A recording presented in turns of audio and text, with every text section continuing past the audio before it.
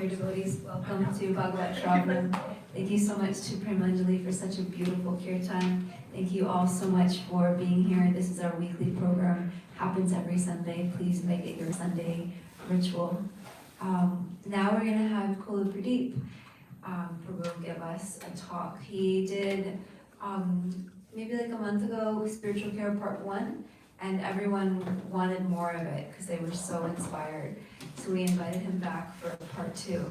And one thing you should know about Kula Pradeep is he's an incredibly empowered human being. He is a priest and happened to dress Radhavodar Gaurachandra this morning. He lives in New Jersey with his wife Janavi, and he's also the son-in-law of Kupamoya Prabhu, who is here with us today.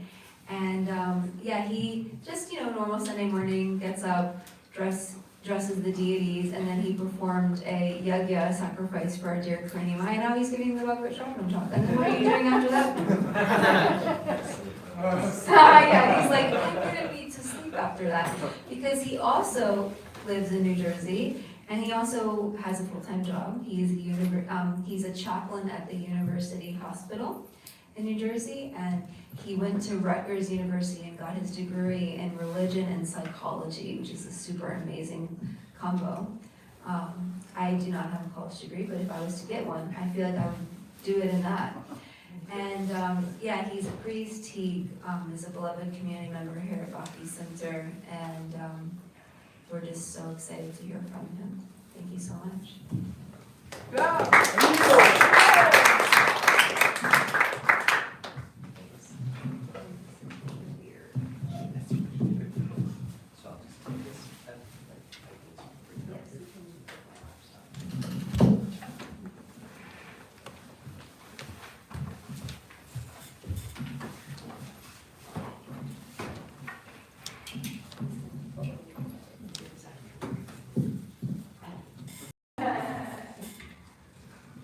And he also made that flower garland. Just kidding.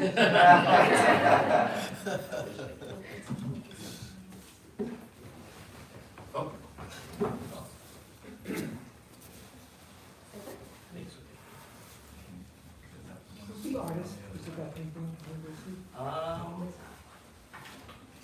It says.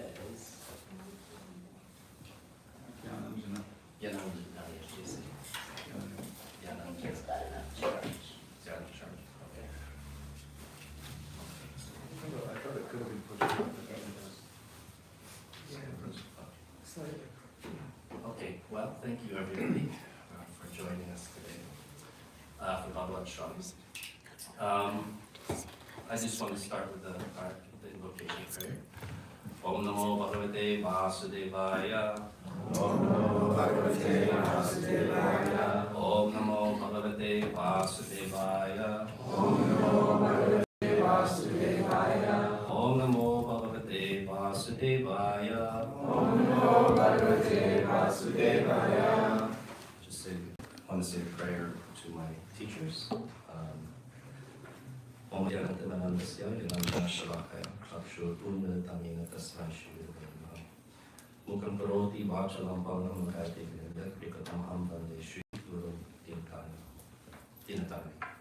So those prayers I said last week, last time I gave this, those are prayers to the teacher, but I like those prayers in particular because it's the teacher almost as because the idea is Om Jnana Timarandasya, that it says, you've given me sight in my darkness. But it's not just that, Shalakaya, or there's an ointment. That's a term used for ointment. So you've given me this ointment that allows me to see. So the teacher gives us knowledge that allows us to see. And then the other verse, you allow a person who's mute to speak, and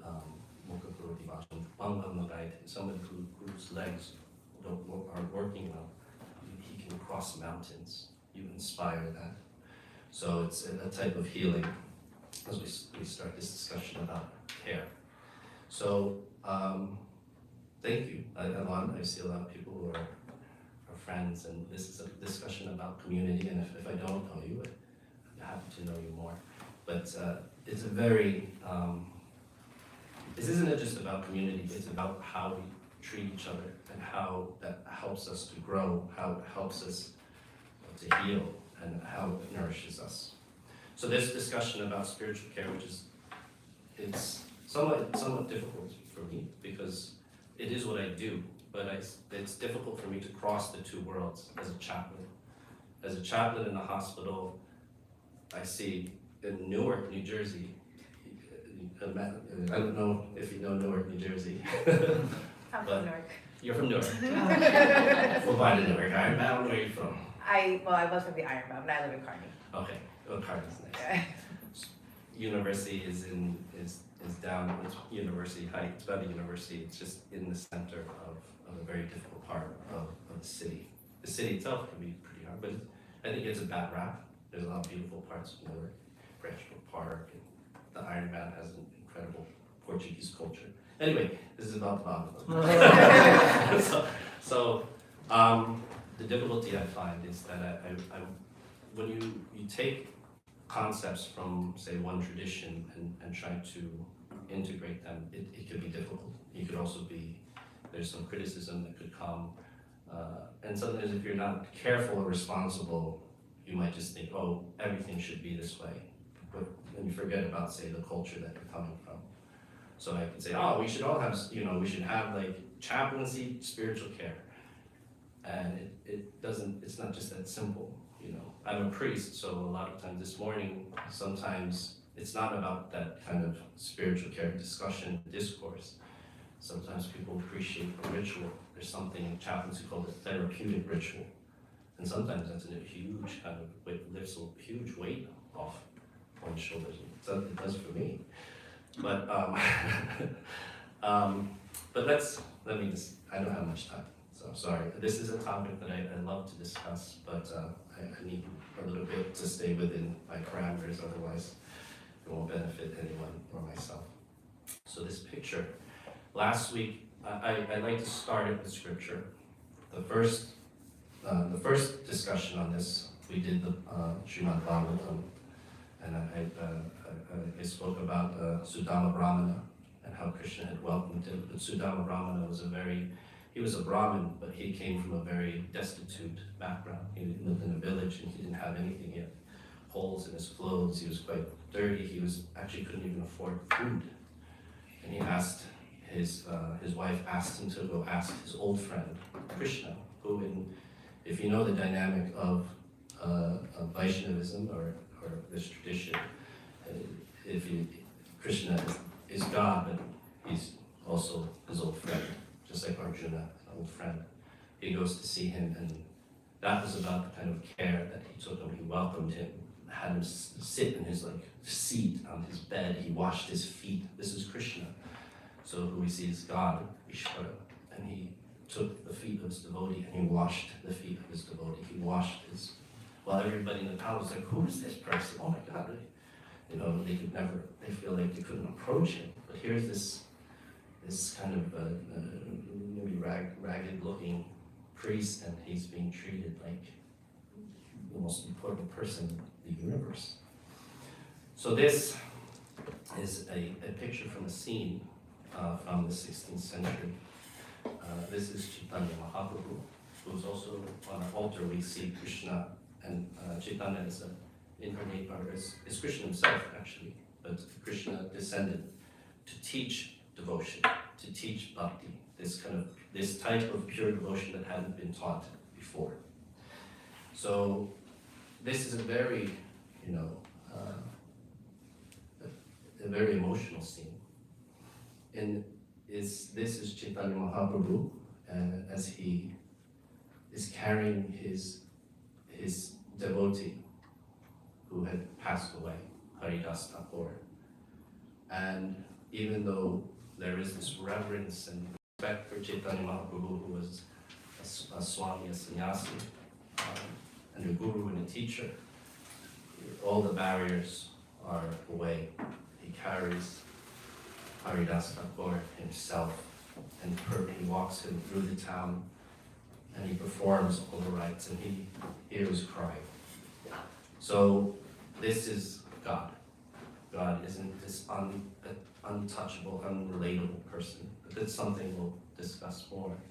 Because it's also an essential aspect of what I understand to be spiritual care.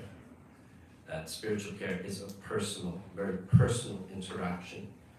That care is a very personal interaction. And that's something that you don't, believe it or not, see in hospitals often.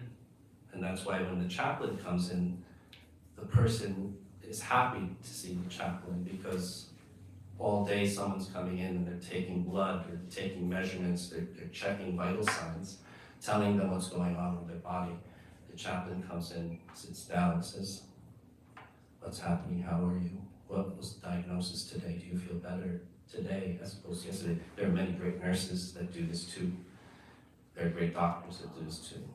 But in a whole system of care, you have to accept there's people, also understand that people could be burnt out and tired, and somebody who came in just like didn't talk to the person and took their blood. They could have been on a 12-hour shift. You don't know what happened or what they saw in the emergency room that really just made them down. So, but the point is, that kind of personalism is an essential aspect of spiritual care. So let's delve into the scripture, shall we? So let's all put on our theologian caps on. Let's look at the primary text and just read about this narrative. Okay. So this is from the Chaitanya Charitamrita. It's a 17th century text, 16th, 17th century text written by Krishnadas Kaviraj. So, does anybody want to read that? I know we used to do that, right? You could go around and read. We don't have the mic though, right? I can read loud. Okay. Please. Okay.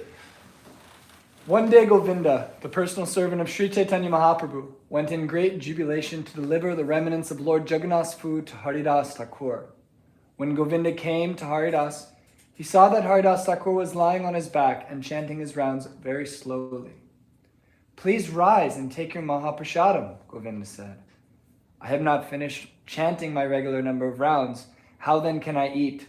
But you have brought Mahaprasadam, and how can I neglect it?" Saying this, he offered prayers to the Mahaprasadam, took a little portion, and ate it. You can read up to 23, yeah. The next day, Sri Chaitanya Mahaprabhu went to Haridas's place and inquired from him, "Haridas, are you well?" Haridas offered his obeisances to the Lord and replied, "My body is all right, but my mind and intelligence are not well." Sri Chaitanya Mahaprabhu further inquired from Haridas, "Can you ascertain what your disease is?" Okay, so I'll pause here because we will come back more into this concept here, but this idea here, there are a few things here. So Haridas Thakur this is Haridas Thakur, and there's Chaitanya Mahaprabhu, they're speaking. And here he asks simple things: "Are you well?" And Haridas gives, "My body is all right, but my mind and intelligence." And then he says here, "Can you ascertain what your disease is?" Have you ever seen someone and saw that, sometimes somebody's very sick and you just don't want to ask them about it? There's a taboo about going into people's illnesses. Or if you know somebody has a serious illness, you come into a room, "How are you?" and talk about anything other than that. This interaction is very straight because he cares about it. That's just love. So we'll go into this, but to be clear, Leela is divine. I don't mean to, just superimpose anything onto. There are lessons, and it could be that there is a lesson that God could be the greatest devotee, God could be the greatest musician, God could be the greatest dancer, God could be omnipotent, he could know everything, but he could also be the most compassionate person of anything. So we'll come back to this, but just look at that question. Can you tell me what your disease is? How many times do we have I'm from New Jersey, I was going to say something, but do you have the Confidence. the confidence to ask that question? Where I was coming from. Sorry. I couldn't find the word. It's like, say it. So, does anybody else want to read, or if anybody feels inspired to read? Anybody? Could you come here so that the people online can thank you? Now that you've become old, the Lord said, you may reduce the number of rounds you chant daily. You are already liberated, and therefore you need not follow the regulative principles very strictly. Your role in this incarnation is to deliver the people in general. You have sufficiently preached the glories of the holy name in this world. The Lord concluded, now therefore, please reduce the fixed number of times you chant the Hare Krishna Maha Mantra. Haridas Thakur replied, I was born in an inferior family, and my body is most abominable. I will always engage in low work. Therefore, I am the lowest, most condemned of men. I am unseeable and untouchable, but you accepted me as your servant. This means that you have delivered me from a hellish condition and raised me to the Vaikuntha platform. My dear Lord, you are the full independent personality of Godhead. You act by own free will. You cause the whole world to dance and act as you like. My dear Lord, by your mercy, you have made me dance in many ways. For example, I was offered the Shraddha Patra, which should have been offered to the first-class Brahmanas. I ate from it even though I was born in a family of meat-eaters. So, like, very similar to the Bhagavatam, the Sudama Brahman. There is a structure that exists. You know, of course, he's born from a family of non-Vaishnavas, and they have different cultural practices. So, bhakti is this kind of aspect that breaks down those barriers. And so, even though he may say I was born in this family, there's a cultural in the culture, Brahminical culture, especially in that time.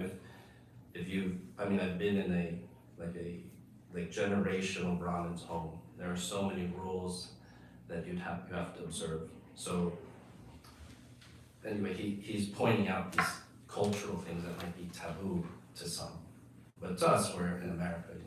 You know, most of us grew up in a family of meat eaters, but in that Brahminical culture, that was not common. So, but you notice some things here also. He's being compassionate. He's saying, listen, your prayers are important, but maybe you should reduce it now. You've done so much. It's not to say like, okay, well, if Haridas Thakur could reduce, I'm going to reduce mine. But he just note that kind of compassion that he's giving to him. He's looking at him and saying, I'm concerned about your health, and like, you've done so much. You've done so much just to be comfortable. So, does anybody just read this section here? I'm actually thinking just because. Yeah, I should read it? Yeah, we didn't used to Okay. stream. Yeah, let me do it. I've had one desire, this is Haridas Thakur. I've had one desire for a very long time. I think that quite soon, my Lord, you will bring to a close your pastimes within this world.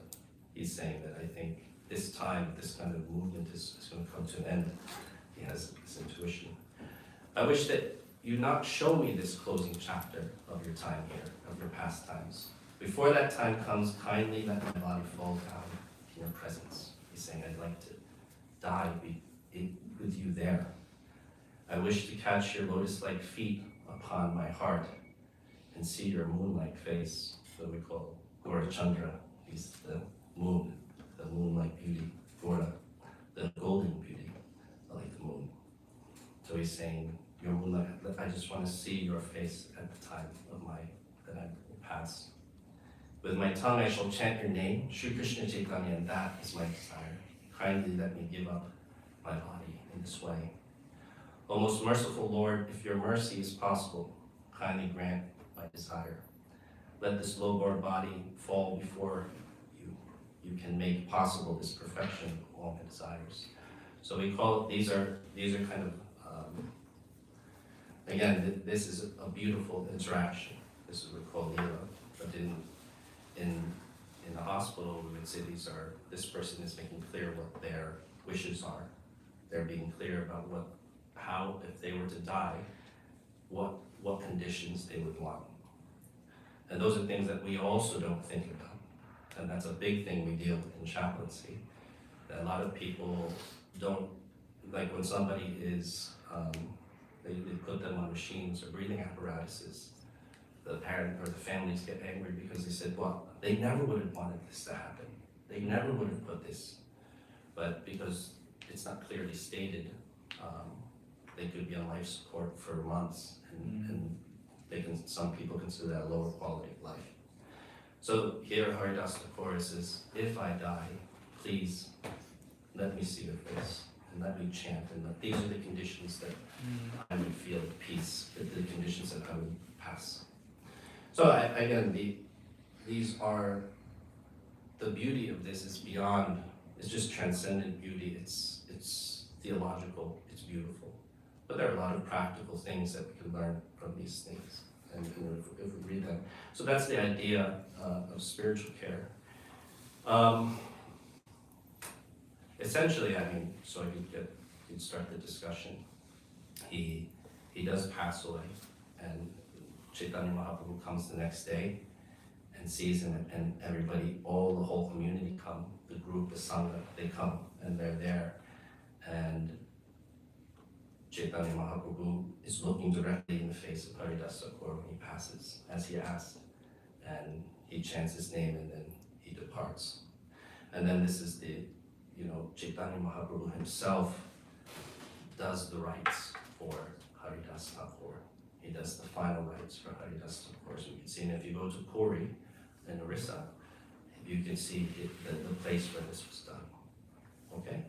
So, any thoughts, and I'm just going to move on, but if anybody has any thoughts about what elements of spiritual care, what do you think of spiritual care in this kind of context?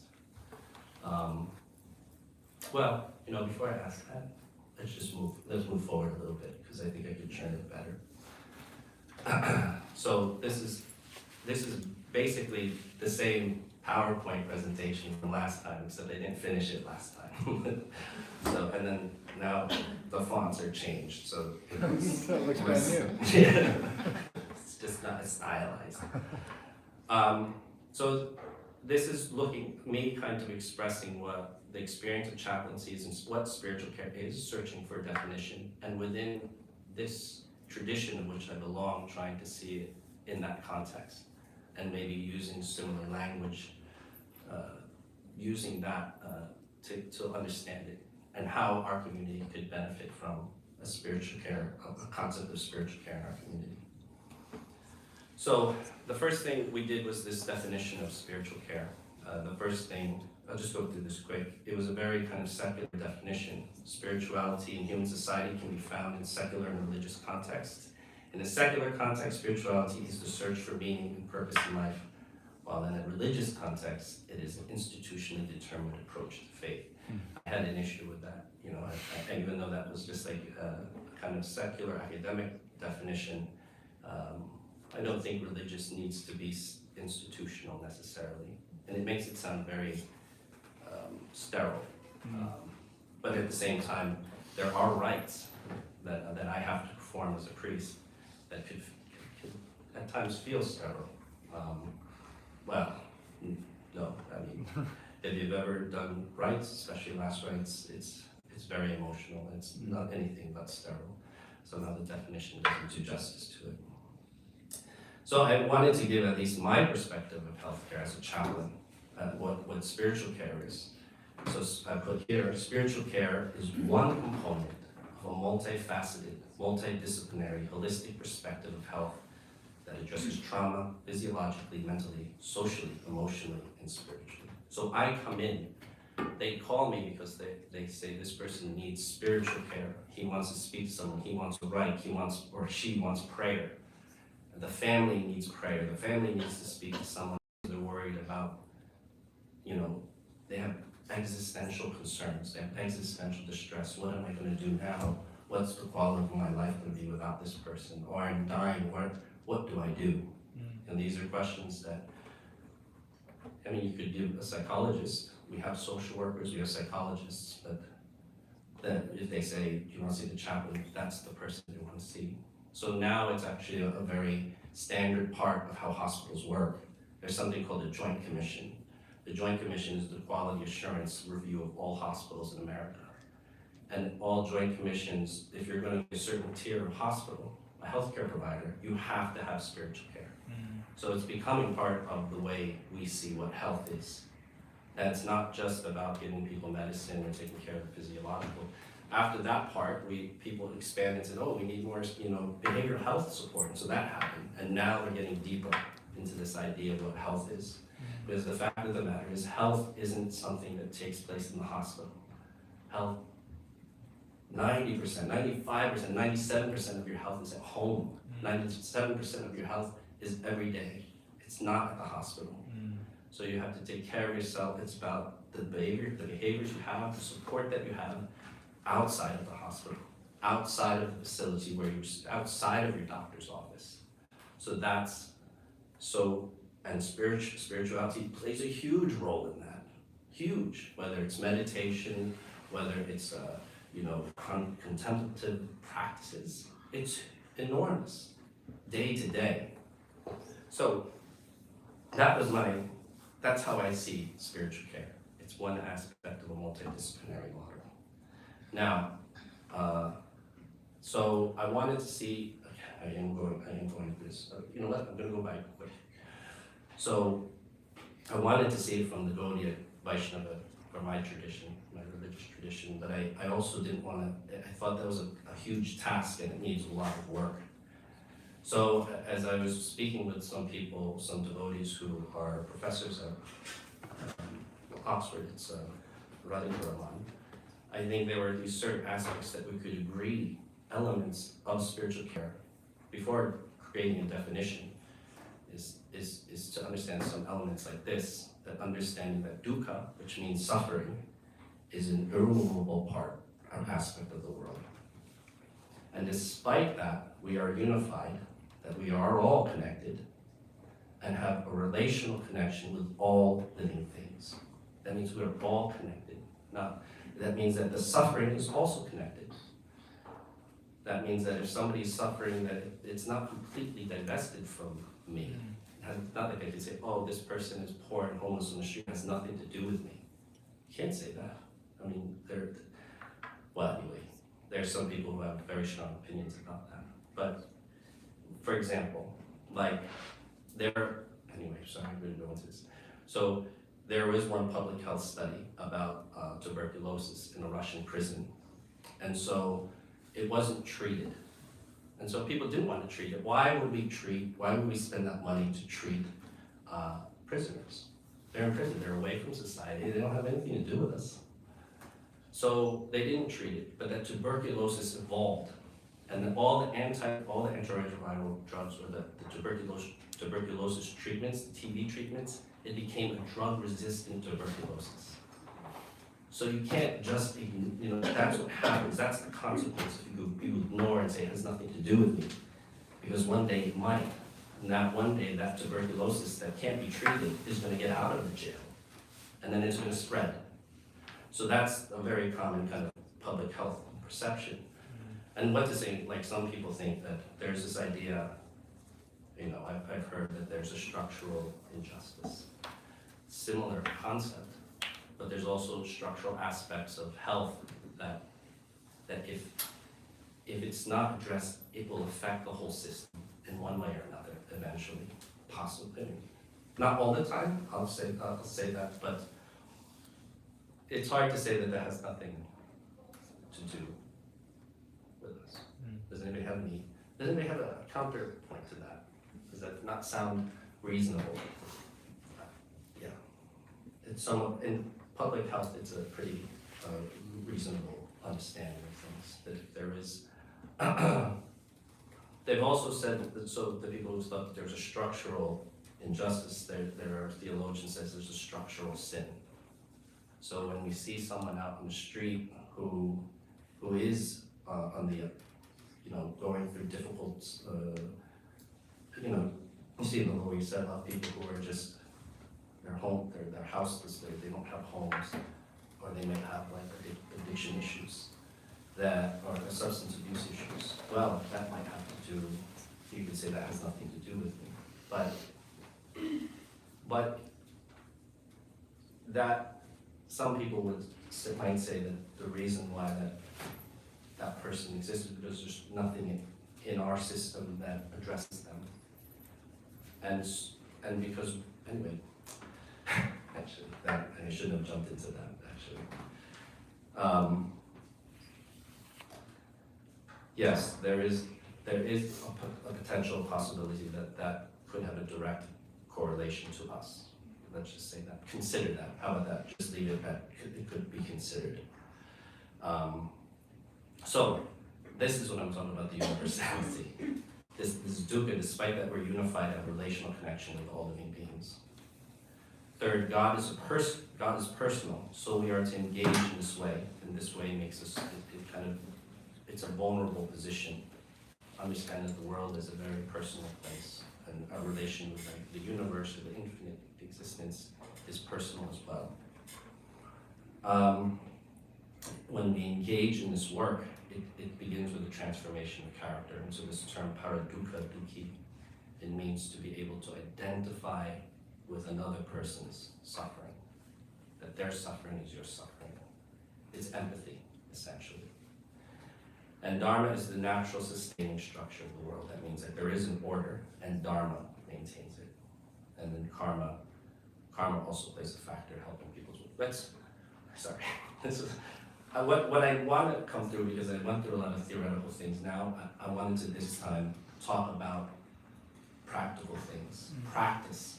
How does one practice spiritual care? So these are just essential aspects. So let's move. Oh, just to be clear again, that's the one thing I wanted to convey to people, to the audience last time, is that why do we need spiritual care? That's the idea. I brought up this idea, the third point, looking at a new perspective of how we quote unquote water the tree. Because that was the analogy I've always known, that society, as Prabhupada said, society has been watering the tree through the leaves and through the bark, but you need to water a tree at the roots. That's how it will grow. And what he essentially says is, that's what I've brought. I am bringing to you spirituality, and I'm watering the tree by the roots. True, agreed. I mean, it's profound wisdom. However, a tree isn't only watered by the roots. And so when we're talking about spiritual care, maybe it's not just about watering the roots. Because here, if you go downstairs on your website, what is the Bhakti Center? It's your spiritual home. So here, this is where we nourish that root. However, if somebody comes up to me and says, I'm feeling depressed or I'm having a lot of financial problems, and I just say, you should just pray and it'll go away, that's watering the roots. Ever water a plant, just the roots over and over every day, and the plant dies? That's not how you water a plant. That's not how you grow a tree. My God, you gotta give it sunlight. You gotta, sometimes you have to treat the bark because there's mites on it. You have to treat the leaves with a little oil. Anyway, a lot of people have raised tulsi plants. It's very hard. It has to have a certain temperature. It won't survive. So yes, we give spirituality here. We give spirit, but when somebody, I think it would not do a service to them if they come and said, I'm having a very deep emotional problem. And I just said, here's the spiritual solution. Pray it away. It won't work. It might not work. I do believe in the full, absolute efficacy of the names of Krishna. I think that eventually he will change that heart. However, if we're going to look at community, we're going to look at ourselves connected, we have to show empathy and realize that some people need food. They might need help. Like my sister-in-law just had a baby, and they started what they call it, a meal train. Because she just had they got 2 other kids, and she just can't cook everything. But if I just said, if you chant your round, you'll be fine, she'd throw a pan or a bottle or whatever she had in her hand. So this is the kind of idea that I think spiritual care is. The point is, we're trying to nourish the spirit. but maybe we shouldn't think that it's just, one way, one entry place. There are other ways. There are other ways to nourish the soul. And you have to think about that. You have to be compassionate, you have to be paradukkha. You have to look at someone and say, I understand what you're going through, or I'm trying to understand what you're going through. Okay, so all that was last time. Okay, application. Okay, this is where I stopped. So elements of spiritual care. So I wanted to say, so there are things that we learn in clinical pastoral education. That's the training to be a chaplain. And some of them are, listening. There's reflective, attentive, deep, contemplative, contemplative. These are all different types of listening.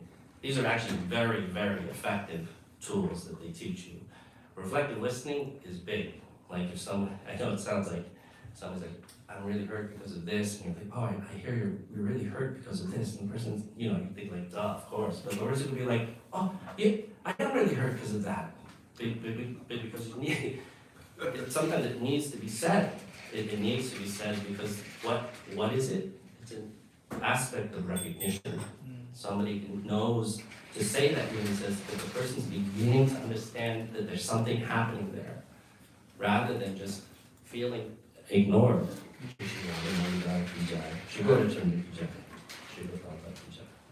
So this is one aspect, and me and another a friend of mine, a chaplain, devotee, also a priest, we're planning to do a seminar of spiritual care. And these are a few aspects: narrative process, self-story. Every time I walk into a room, and now I do mostly hospice, like the patient needs that space to be reflective and kind of see their whole life in a context, because they need to find meaning in it. And it's also valuable for us to do it in those contexts. So that's another tool. And then there's this big one, which we'll delve into a little bit more, called which chaplaincy, which was basically founded by Christian theologians, Christians in seminary school. They call this the ministry of presence. And that presence is profound. Just to be present is bigger. It's not just like, in class, like, Pradipa's here, that's present. It's more presence. Presence is like a consistent thing. If you're in a relationship, that presence, you know what that is. That means that person's there, that person's reliable, that there's a consistency. Let's not go, you can't expect to, you can't project onto people, I need this, but to be able to convey that someone is there is a very essential thing. Even for, not just for patients, but for everyone here. How many people walk into the temple, walk back out, and no one approached them? And that's one thing, one day. Well, what if you do it every day for 3 years? And then all these festivals happen and you just sit in the back all the time, no one ever talked to you. It's more, it accumulates. Presence isn't just a one-day thing. Presence is a very difficult, long-term task. So let's look at spirit, just essentially what is presence. So going back to the CC, oh, can I do that? Well, let's just remember it. Chaitanya was there. Presence was, you could see, he asked, how is your health today? What is the disease? And Haridasa, of course, says, my body's failing. My intelligence and my mind aren't working. And what does Chaitanya Mahaprabhu do? He says, I'll be back tomorrow. That's a big thing. I'll be back tomorrow to see you. It happens to come back the next day, and Haridasa Thakur is about to die. But he conveyed to him what he wanted. He trusted him enough to say, this is what I would like. I would like to see your face. I would like to chant the names of Krishna. So let's look at it in the context of today. What does it mean to be present? How about that? Does anybody want to, let's open it up. Okay, I'm gonna make this discussion because, I know I've been talking a bit. So it's good to kind of throw it out. Let's talk about presence. What does it mean? it's like you said, it's not just being in a physical space, but it's the intention of receiving that person and also giving actual attention to that person, which is felt. Attention is like deeply felt, and when attention leaves, if you're like talking to someone and then they get distracted, you can tell like, oh, their attention went somewhere else. So I feel like ministry of presence is like giving your attention to someone. Yeah, I mean, that's correct, yeah, I would agree with all of that.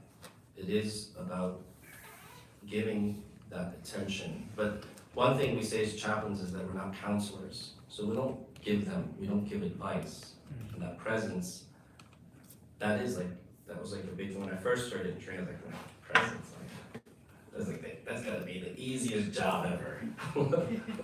Presence, like you get paid for presence. But it's okay. Let's examine it more. How about this? Do you consider texting as being present? No. Oh, okay. Put it down. Well, it Is make- depends. it- If your family is in India, yes. Yes. Well, is making a call considered more present? Yes.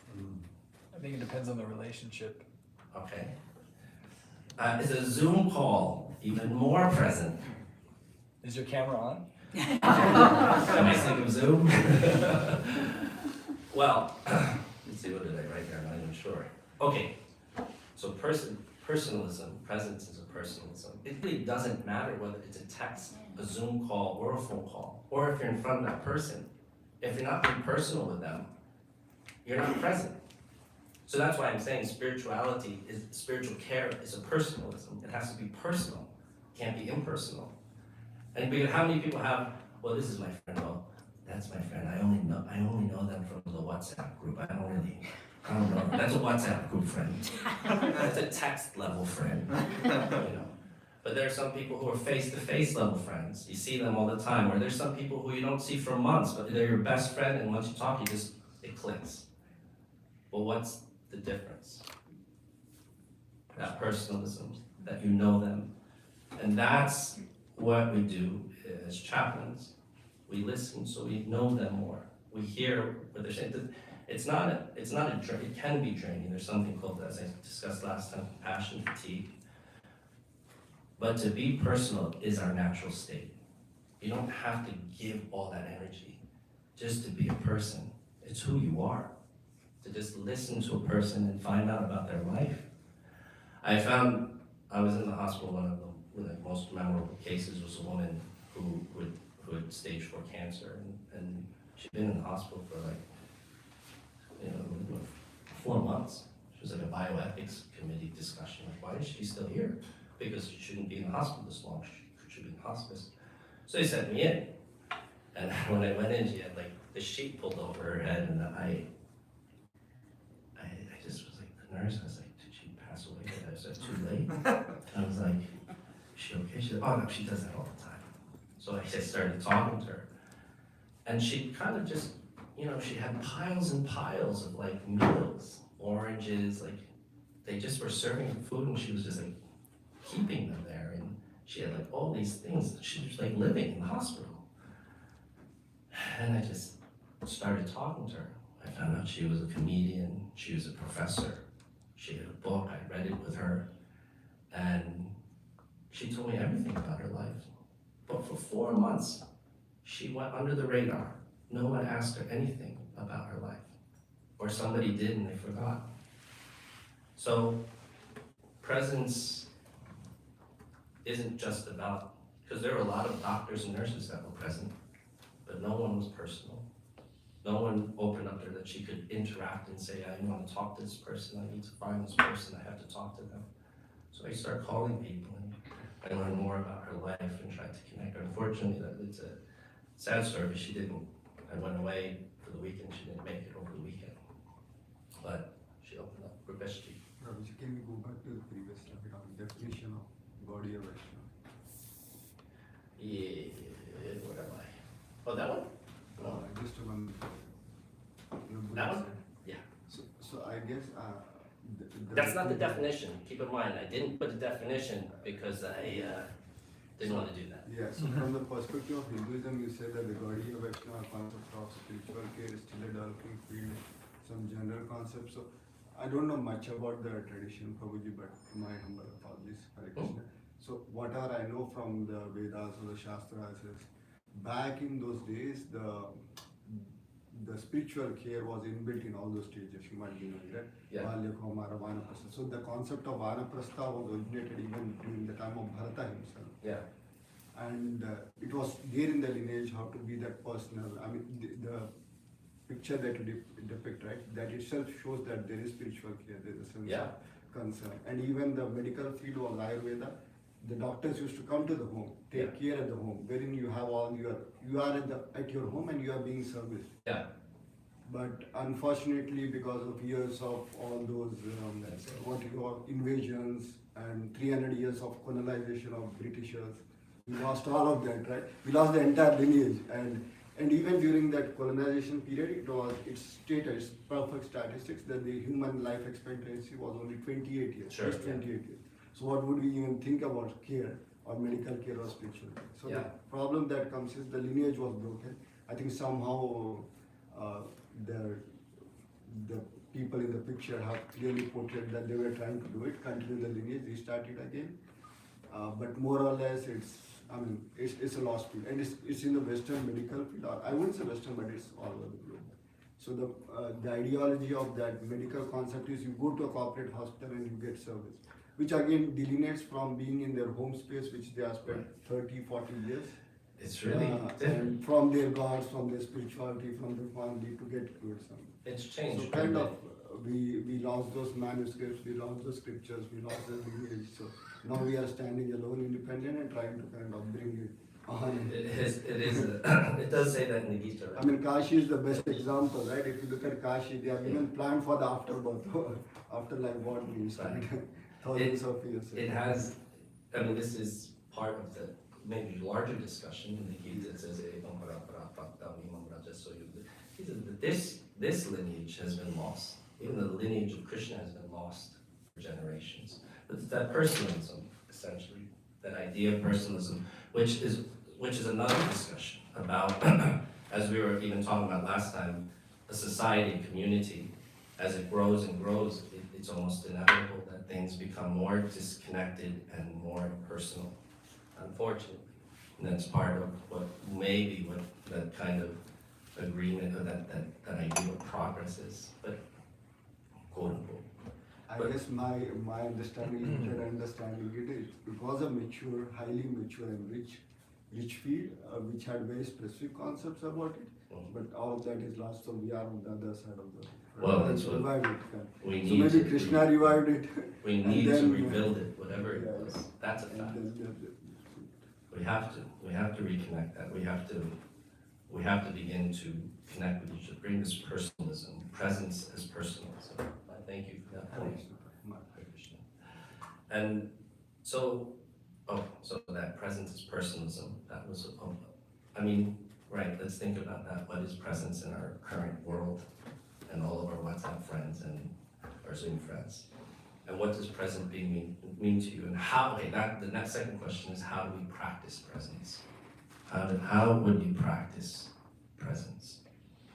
Anybody have any thoughts? Does anybody practice presence? There's no chaplains here. Yes. I think it's when you kind of try to stop all your thoughts from taking over you, and just like people practice watching the breath, like it's the easiest, we always have it. So just trying to stay in this moment rather than the past or future. Yeah, that's a great point. I mean, I do that all the time. You know, somebody's talking to me and I just like, wait, hold on a second. They just have to bring it down. We do that in japa. I mean, actually, that could be seen as a practice. When you're doing japa and your mind wanders, it's a training. I mean, maybe, I don't know if I wrote that later in this PowerPoint, I can't remember, but I probably did. So another kind of way to practice presence is that when we're listening to someone, to try not just listen to the words, but to listen to the emotion behind the words, so we can actually empathize with that person. So it may not be 100, I don't think it's 100% possible to be completely understand what someone else is experiencing. I think we can try our best to some extent. That's a great point. Yeah, because, yeah, do you understand the words that are coming from my mouth? There is emotion behind words. That's it. Like, if you're present, you would see that. If you're present. But if you're thinking about, like, all right, I guess, like today, I addressed the deities, did the yajna, and I'm speaking Bhagavat. I can tell you that when I was dressing the deities, I was like, okay, so what's next for the yajna? It's in front of of Krishna. I mean, maybe luckily because it's all in terms of seva or service, but how many times do we think of our schedule? I gotta be like, okay, hey, this is great, but I'm sorry, I'm supposed to leave right now, I gotta go. And presence isn't there, but that doesn't mean you should be irresponsible. But maybe if you're present, you say, listen, I am gonna have to leave at this time before we start talking. Let's not waste time, let's just really talk about what's going on right now. And just being strict, that's being present. It also, you're also honest and organized. Let's see, is there anything else? Oh. Okay, oh man, I did all this again. So,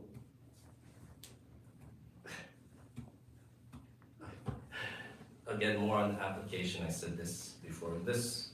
How much time is left? 15 minutes? 15, good. So, more about application. So, there are 3 aspects of this self-care, of care, spiritual care. I gave away the first one. The first one is self-care. All right, so I'm going to propose. It's a proposing structure. I don't think I'm proposing something new. It's there. I just need to do a little bit more research to see if it's substantiated in other places. Then there is another type of care, spiritual care, that's interpersonal care. And then a third one is this societal care. And maybe that's an extension, but there are texts I've seen in the Vedanta Sutra where it says, just like the Atma is the controller of the body, Ishvara is the controller of the world, of the Atmans, of all the souls. So God is the controller of all the souls in the same way that I'm the person who's controlling this body. So there is a sense that there is a care for the environment, for the community, for the world.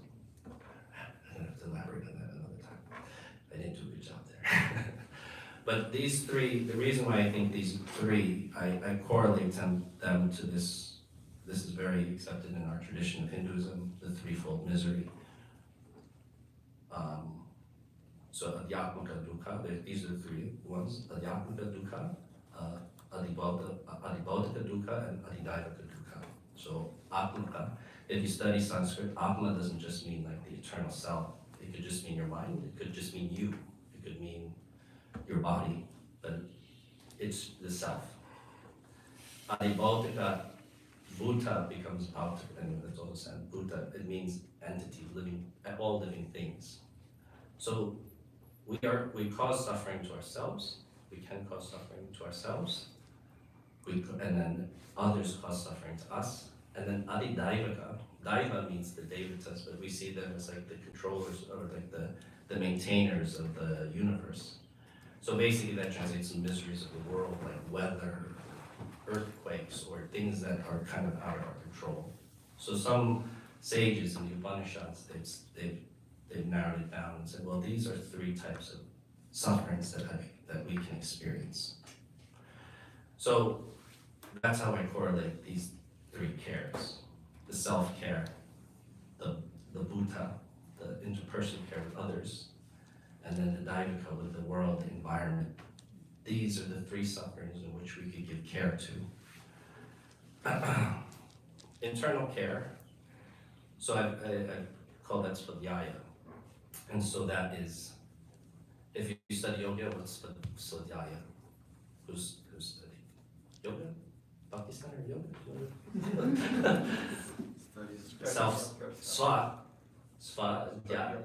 Yourself. It's self-study. So we should be aware of self-care. It's about studying self, but how do you define, how does anyone define self-care here? Does anybody practice self-care? What do you do? How about that? Bubble baths. Bubble baths. Mineral salts, yes. I guess sometimes, oh, sorry. No, you can start, then I'll get you. When I'm going through a hard time, instead of talking bad to myself, instead I practice self-care, talking better to myself and compassionate as where if I were talking to somebody else, I would want to talk to them like that. So it's self-care for me. I was just pondering that. Like being who's compassionate speaking to towards you? myself, Like who is that telling you to be my nice? soul. Yeah. It's like my soul and my ego and this worldly body and Yeah, a kind of a discourse. yeah. Like, hey, soul says, mind, relax. Yeah, It's exactly. gonna be okay. So are you back there? Yeah, I do every day Reiki for my healing. Reiki? Yeah, Oh, yeah. and meditation and chanting every day. And how does that reduce suffering through the day? Does it build up again at the end of the day? No, I'm doing from years and years, and I teach in India also. Oh, So it's very soothing and it's very. you have no suffering. It sounds, I think that's, well, anyway, we'll get into that point too. Was it, before we get back to that, because that's sadhana, that's a very important thing. But does anybody else have a guess? Yeah, I think I read this somewhere, but it's helped me a lot in my life. It's 3 levels of self-care. One is what you put in your body, which is the food you eat. So to make sure that that is very sattvic food. The second thing that it mentioned was your body itself. So like, cleaning it and, just making sure that, you're like taking care of your body like a temple. And the third thing that I read was very useful was the environment that you put your body in. So making sure your house is clean, your environment is clean. And meditation comes into that because it's the vibrations that affect your body ultimately. So those 3 levels I think have helped me a lot personally. Where, if you really take care of those 3 levels, it kind of buffers you from the suffering outside. Would you see it, and then maybe this is for everybody, do you see it as reducing suffering or controlling suffering? Me personally, I think it reduced it because I used to work in advertising, I used to drink a lot. Yeah. And once I started the sattvic, it's more like a mental thing, just to like drive all that toxic stuff out of your food. It helps you a lot, even mentally, I can think a lot better. So I think it's not just controlling, it's actually just kind of pushing it away. I think there's something, you said that thing, I also, when I was younger, we, go out and, also, have drinks and things like that. When you have a spiritual life, that lifestyle change, those practices, it actually brings you it'll bring you to another level, where those things that you used to do, you don't do anymore, and actually, you do have a life change. But of course, there's still dukkha, but maybe it's a different level of dukkha, other things. But at least you don't have to worry about that, if you have, the hangover lifestyle, the partying lifestyle, something like that, Let me move on, just because I'll get to that, and we only have about 5 more minutes, and I just wanna, self-awareness is part of that self-care. That means knowing yourself, right? That Noski, whatever, that's from the Matrix, I'm sorry. But Aham Brahmasmi is not, that's Shankara. Well, that's a Mahabhagya. I am spirit, but then we also have from Bhagavad Gita, Vasudeva Saga. So Vasudeva is everything. Everything was God. God is everywhere. That was just my personalism, and back towards personalism. And then self-practice, which is sadhana, as you were talking about. And to have a daily, there are certain practices that we can do, like meditation, japa, kirtan, that if you do it, it's one thing if you do it once. You could do it on every Thursday or every Tuesday, or you could do japa every day. But as long as it's steady, it has that kind of impact about making long-term kind of changes, as you said, the sattva. Sattva meaning like goodness, it starts kind of it changes the environment around you, because you don't put yourself in those environments that are tamas, dark. You ever go to, you go to a bar, it's like, why is everybody screaming? Well, because they're blasting music. Well, why are you blasting music? Wasn't this where you're supposed to meet people? That doesn't make sense. I don't understand it. So it's tamas. It doesn't make any sense. So you can hear it all night if you stay here at the temple. This is Lower East Side, so it's like blasting all night. So meditations, this is from the Upadeshamrita. The first text, Vachuvega Manasupurvega, sober person who tolerant urge to speak, minds, demands, actions of anger, urges of the tongue, belly, genitals, they're qualified to make disciples over the world. It's kind of like a renounced, kind of like a very kind of hard line. Some might see it as a hard line, kind of strict. But it's not really, it is about that. But these verses after it also give it quality. It gives it quality to that. Those things that you kind of, those urges that you don't follow, it can be, it's qualified by the following two verses. And if you've ever studied the Upadeshamrita, it means the nectar of, instructions, that's how I should say it. But Upadesh is an instruction, and Amrit is like the nectar. But it's not just about denying things of the body. Look at these, like in text 3, being enthusiastic, endeavoring with confidence, being patient. Those things that lead to sattva, it takes practice. And so these are things that we could meditate in saying, it's not just about like, I don't eat, I love eating pizza, I just want to eat pizza. If you don't want to do that, or if you want to be, say, vegan or something, you have to have more than just say, like, I'm not going to do it. There has to be some kind of like substance to that. So you're going to have, you're going to need to be patient, or you're going to have to cut back from talking about, things that lead towards that actually you don't want to do. Gateway to pizza. Yeah, that probably wasn't the best example.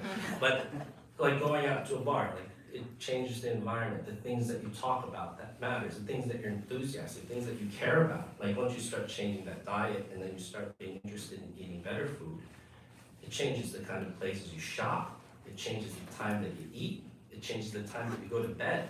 So there's substance to it. That's a type of meditation. So we're going to move a little forward.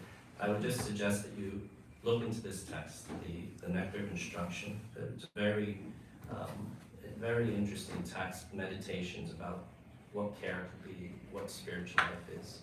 It's by Rupa Goswami. This was his text he written in the 16th century to say, I've practiced this my life. This is what I think are the essential things that I want to convey to you. So, all right, let me just show you this thing because I worked on it. I don't want to do this and not show it because I made this little graph thing. Ask yourself, how am I nourished in these areas? That means the relationship care, the self-care, the community care. And ask yourself, if you're part of this community, how does the community provide spaces for you to nourish? So if you have, for example, like for self-care, we have japa every day at 6 a.m. But then there's a community 12-hour japa, which somebody would say, well, that's just a window. But I know one friend of mine, he was here for the whole time. He did japa for like 12 hours, 64 rounds. He did that too. That's if you pray for that long, that you will suffer. It's a thing. Like I've never done 64. I've done like maybe 52 on like a pilgrimage. That's quite a thing. You have to plan it out. You have to be responsible. But you don't have to, go. You can just come to the every day at 6 a.m. or just do it at home, set a time, or things like that. So our community, there are things. I guess ask yourself, are you engaged? You don't even have to say, is it in this community provided? Do you engage in anything that nourishes this idea of self-care? Some of you gave me great, examples of that. Same thing with the personal care. There are community groups, there are support groups, mentorship programs also.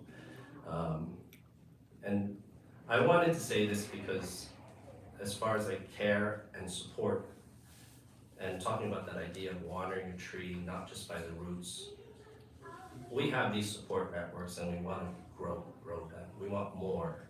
We want like family groups. We want, parenting groups. We have things, we have a ladies' sangha, we have our recovery groups that meet here. We had, and we had done for a while, grief counseling. And then we have spiritual care, that's me and one of the chaplain. There are other support groups that need to kind of be developed. And it's something that we're kind of exploring and we want, if anybody's interested in these things, please approach me or anyone or jump up and share your idea, because we need to kind of develop this kind of full tree picture of spiritual care. And I'm chaplain and we're working on things like that, but if you guys have any ideas or want to be of help, or maybe speak to somebody. Oh. Are these all free? Yeah. All of them? Yeah. Because one closure to the thought is in the Sanatana Dharma, the healthcare, education and spirituality, all of them we are supposed to be totally free. And not donations in one way or the other. Like you go to an ashram, you do seva to your guru and you learn the scriptures. Oh. And then even for the other, you might be knowing all of these. Right? Well, yeah, I mean, there's that sheet. But today we are in a corporate world, with medical environment where if you are not able to have the financial status for the country back. Yeah. Like in London, just yesterday, 16 hours a lady was in ambulance and she died because she couldn't reach the hospital and they were just running around. Yeah. And totally destroyed system. And what are we looking at? Yeah. From being it on a completely human personal basis, which was already established in Sravanam, to a Western ideology of corporate monetization of money. Yeah. No, there are other, of course, seminars and trainings too, but these are free ones. But you can look on the Bhakti Center or any. I'm not saying just. I like to see people come to Bhakti Center, but just ask yourself: are you supported in these ways? Interpersonal self-care, interpersonal community care. And if you're part of this community, maybe come to a town hall and hear what the interests of the community are. Okay, so We'll have Archie in Kirtan. Our friend Ananda Morai, who's visiting, is going to lead us in Kirtan. If everyone can just move these cushions to the side, and then everyone come forward so that we can all be together in Kirtan. So you can get up from your chair and come forward.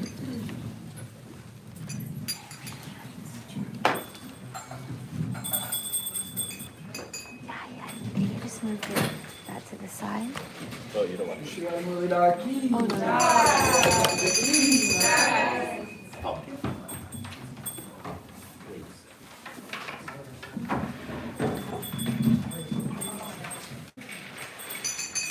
Namo Vishnu Padaya Krishna Krishna Radhike Srimati Bhakti Vedanta Swami Namine Namo Vishnu Padaya Krishna Prasthaya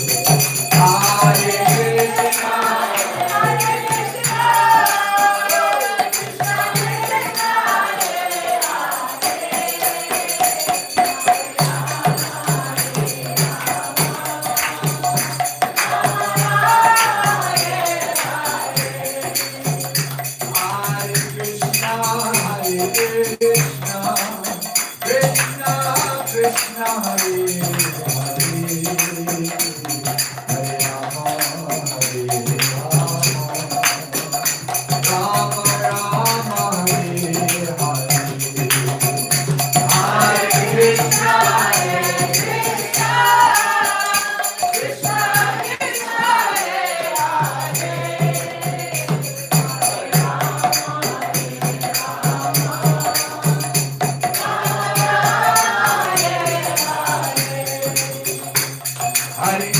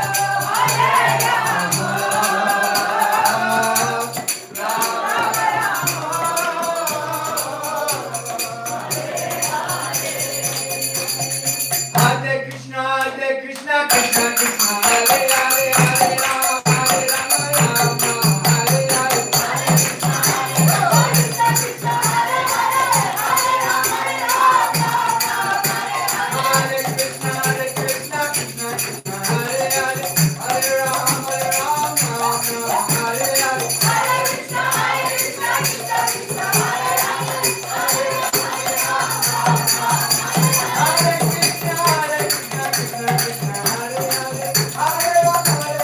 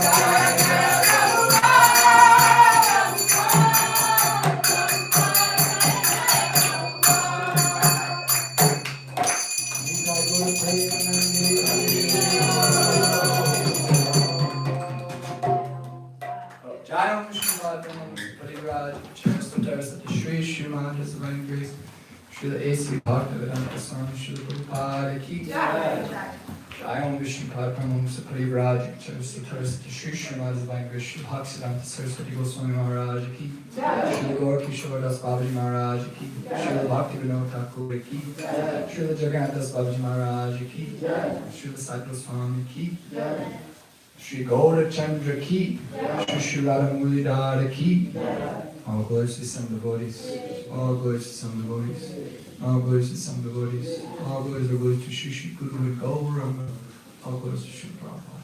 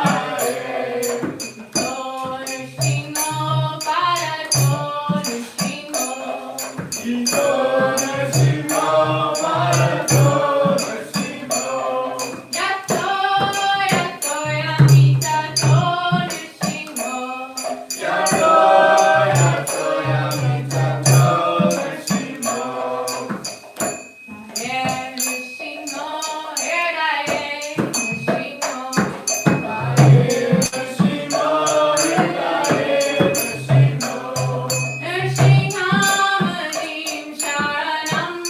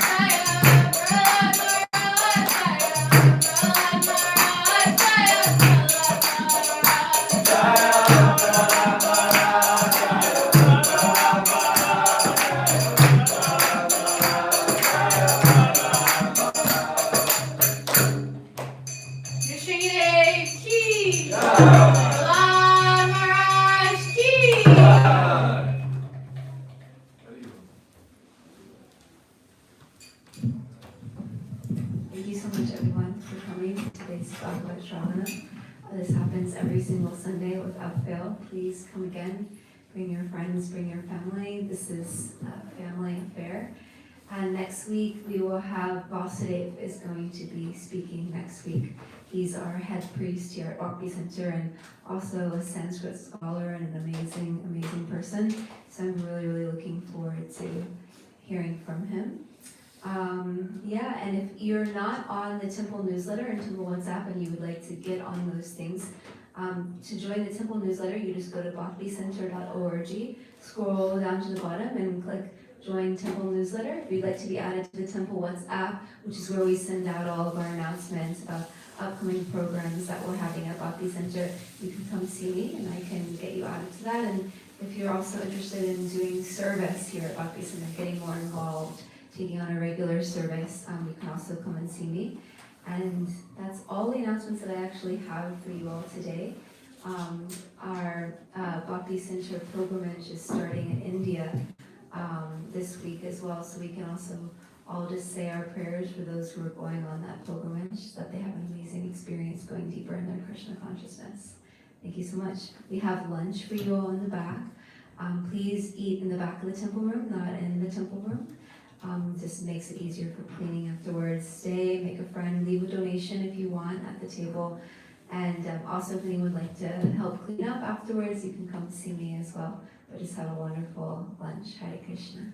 Krishna, Krishna. Wunderbar.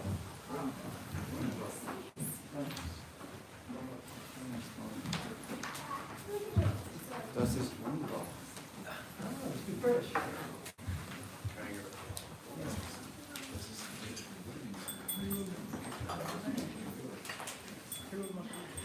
One minus